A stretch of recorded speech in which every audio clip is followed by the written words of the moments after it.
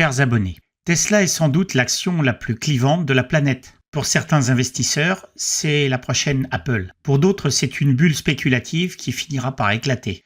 Dans cette vidéo, je vais vous proposer une analyse honnête, posée et chiffrée du titre Tesla et vous expliquer pourquoi, selon moi, sa valeur économique réelle ne dépasse pas 35 $ par action. C'est une analyse fondamentale basée sur les chiffres, les marges et les flux de trésorerie et non sur le storytelling ou les promesses futures.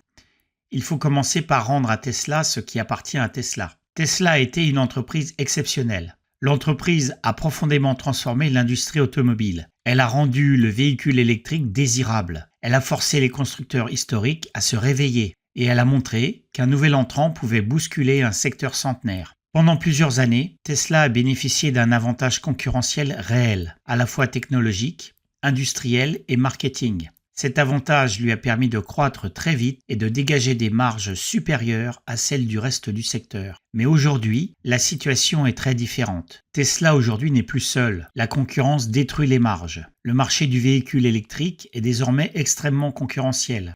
Les constructeurs chinois, européens, coréens, japonais ont massivement investi et proposent aujourd'hui des véhicules compétitifs, souvent moins chers, parfois mieux finis et produits à grande échelle. Dans ce contexte, Tesla a dû entrer dans une guerre des prix mondiale.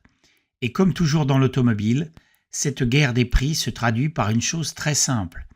Une érosion rapide des marges. Les marges automobiles de Tesla ont fortement reculé ces dernières années. L'entreprise vend plus de véhicules, mais elle gagne beaucoup moins d'argent par voiture. Or, dans un métier industriel à forte intensité capitalistique, ce sont les marges qui font la différence entre une entreprise exceptionnelle et une entreprise simplement correcte. Les promesses autour de l'intelligence artificielle et de la conduite autonome ne sont pas des cash flows. Beaucoup d'investisseurs justifient encore la valorisation de Tesla par l'intelligence artificielle, la conduite autonome, les robots humanoïdes ou l'énergie. Ce sont des sujets passionnants, mais il faut rester rigoureux. La conduite autonome n'est toujours pas autonome. Il n'existe pas aujourd'hui de modèle économique clair, massif et récurrent qui permettrait de transformer cette technologie en flux de trésorerie prévisible à grande échelle pour Tesla. La réglementation reste incertaine, les délais sont constamment repoussés et la concurrence progresse elle aussi très vite.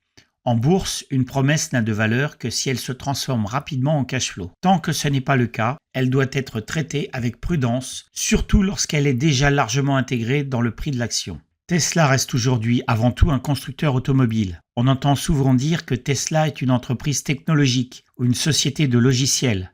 Dans les faits, l'immense majorité de ses revenus et de ses profits proviennent encore de la vente de voitures. Cela signifie des marges structurellement limitées, une activité cyclique, une forte sensibilité au taux d'intérêt, à la demande des ménages et au coût des matières premières. Ce sont des caractéristiques typiques d'un industriel et pas d'un éditeur de logiciels. Valoriser Tesla avec des multiples très élevés n'est donc pas cohérent avec la réalité économique de son activité actuelle. Si l'on fait l'exercice calmement, sans scénario miracle, en supposant une croissance plus modérée, des marges normalisées et une absence de rupture technologique majeure à court terme, on obtient un bénéfice par action bien inférieur à ce que le marché anticipe encore. En appliquant un multiple raisonnable, cohérent avec un constructeur automobile de grande qualité, on arrive à une valorisation qui tourne autour de 35 $ par action. À ce niveau de prix, Tesla devient intéressante à acheter. Au-dessus, l'investisseur paye surtout des espoirs, il ne bénéficie d'aucune marge de sécurité.